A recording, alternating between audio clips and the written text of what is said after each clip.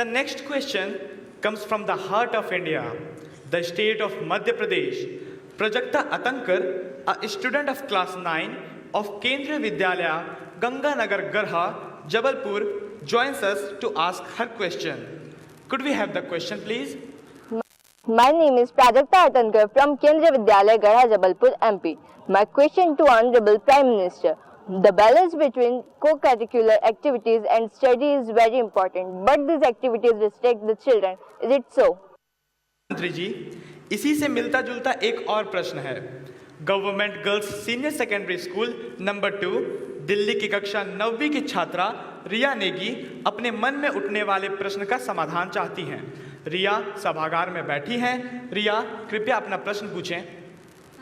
माननीय प्रधानमंत्री जी, मैं रिया नेगी कक्षा 9वीं की छात्रा हूँ। मैं government girls senior secondary school number 2 में पढ़ती हूँ। मैं दिल्ली से हूँ और मेरा प्रश्न आपसे यह है कि जो छात्र पढ़ाई में बहुत अच्छे नहीं होते हैं मगर अन्य क्षेत्रों जैसे खेल कूद, संगीत इत्यादि में अच्छे होते हैं, वह अब उनका भविष्य क्या होगा, इस पर अपनी राय दीजिए। धन्यवाद रिया। महोदय, एक और भी प्रश्न इसी से मिलता जुलता है। A resident of Hooghly Kolkata, the land of great saint Vivekananda and Nobel laureate Gurudev Rabindranath Tagore, Anamika Bhunia of Jawahar Navodaya Vidyalaya is here with us in the audience to ask her question. Anamika, कृपया अपना प्रश्न पूछिए। Honorable Prime Minister, sir, I am Anamika Bhunia, studying in class 11 science. I am from Jawahar Navodaya Vidyalaya, Hooghly, West Bengal. My question is, how can we make a balance between our extracurricular activities and academic activities? Sir, please give us some suggestions. Thank you. Thank you Anamika. मान्यवर प्राजक्ता, रिया व अनामिका उत्सुक हैं यह जानने को कि पाठ्य सहगामी क्रियाओं व पढ़ाई के बीच सामंजस्य या बैलेंस कैसे स्थापित करें। अच्छा, आप लोगों से मैं एक सवाल पूछना चाहता हूँ, जवाब देंगे? आप में से ऐसे कितने लोग हैं जो ये मानते हैं कि कोई भी एक्स्ट्रा करिकुलर एक्टिविटी करता हूँ या करती हूँ तो मेरी पढ़ाई में नुकसान होता है? ऐसे मानने वाले कितने हैं? कोई नहीं है। अच्छा, जो मानते हैं मेरे लिए पढ़ाई का महत्व है लेकिन जिंदगी को आगे बढ़ाने के लिए अन्य एक्टिविटी भी बहुत ज़रूरी है, ऐसा मानने वाले कितने हैं? अच्छा, उसमें भी थोड़ा उत्साह कम है। अच्छा, तीसरा सवाल, जो ये मानते हैं हाँ एक्स्ट्रा एक्टिविटी होनी चाहिए और जो समय दे करके रेगुलरली करते भी हैं, ऐसे कौन कौन है?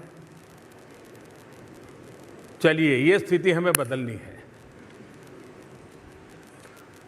देखिए, आखिरकार हम जो शिक्षा व्यवस्था से शिक्षा प्राप्त करते हैं वो एक प्रकार से बहुत बड़ी दुनिया के दरवाजे खोलने का रास्ता होती है।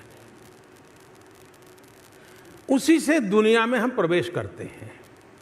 जब बालक अल्फाबेट सीखता है, ए या क, उसका मतलब कि वो एक नई दुनिया में प्रवेश कर रहा है। पहले अल्फाबेट सीखेगा, उसके बाद दो अक्षरों का शब्द सीखेगा, फिर 3 अक्षर वाला शब्द सीखेगा, फिर 2 शब्दों को सीखेगा। शुरू तो किया था क से, लेकिन करते करते करते वो कहाँ पहुँच गया? क्योंकि वो एक एंट्रेंस पॉइंट था। हमारी पूरी शिक्षा जो है वो हमें कुछ करने, जानने के लिए एक अवसर देती है। उसी को आधार बना करके हमें आगे बढ़ना होता है।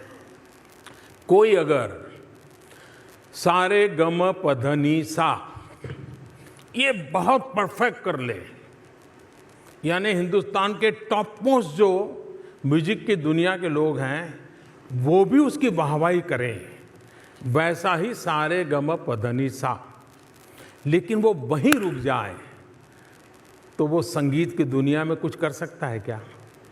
कर सकता है क्या? सारे गम पधनी सा संगीत की दुनिया में प्रवेश करने का एक एंट्रेंस पॉइंट है। उसको आत्मसात करने के बाद संगीत की सारी विधाओं में उसको जाने का अवसर मिलता है। लेकिन अगर वो ये कहे कि मैंने तो शिक्षा ले ली, सारे गम पधनी सा आ गया, अब मुझे संगीत आ गया, अब मुझे कुछ करना नहीं, तो होगा क्या? मतलब एक्चुअली जो हम सीखते हैं इसको डेली कसौटी पर कसना चाहिए, डेली। और टीचर जो क्वेश्चन आंसर करे उसकी कसौटी पे नहीं, जिंदगी की कसौटी पे कसना चाहिए। अगर मैंने क्लास में मुझे पढ़ाया गया कि भाई कम बोलने से फायदा होता है, तो फिर कभी कोशिश करनी चाहिए कि जब माँ बाप बहुत डांट रहे हैं, कुछ गलती करके आए हैं, तो ट्रायल करना चाहिए। वो जो कम बोलने वाला कहा था यहाँ काम आएगा क्या?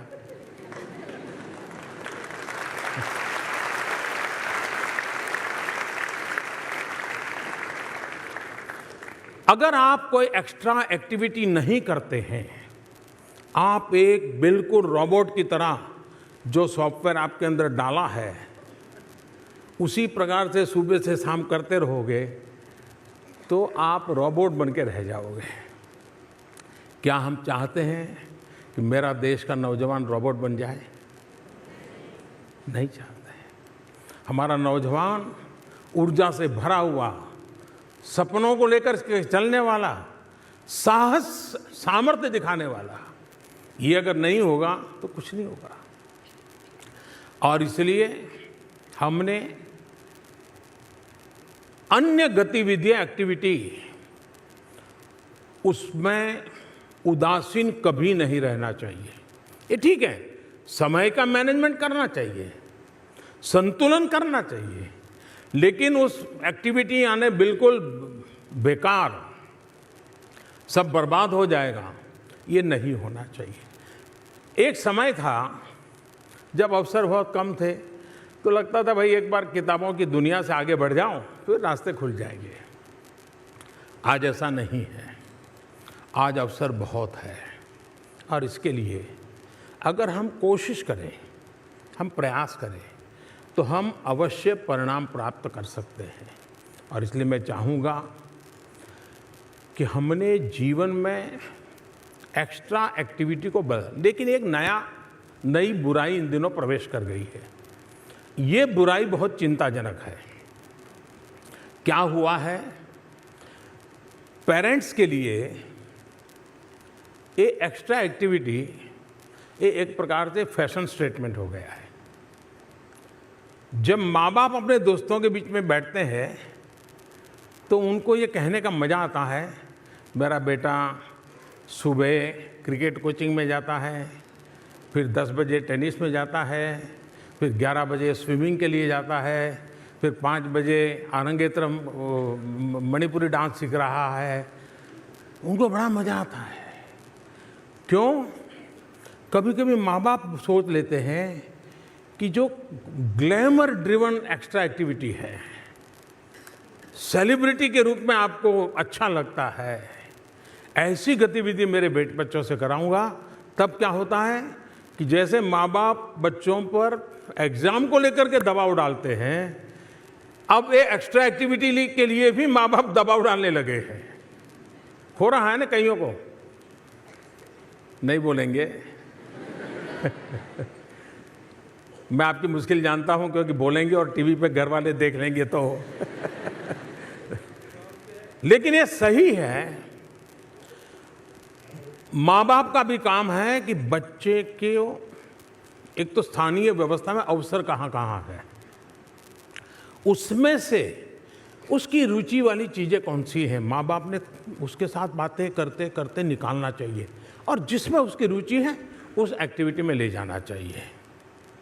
लेकिन बहुत ही अच्छे तरीके से वेल स्ट्रक्चर्ड वे में भी एक्स्ट्रा एक्टिविटी को कहीं न कहीं तो बांधना चाहिए। तब जाकर के आप अपने आप को इवैल्यूएट कर सकते हो और जीवन में एक संतोष भी प्राप्त कर सकते हो।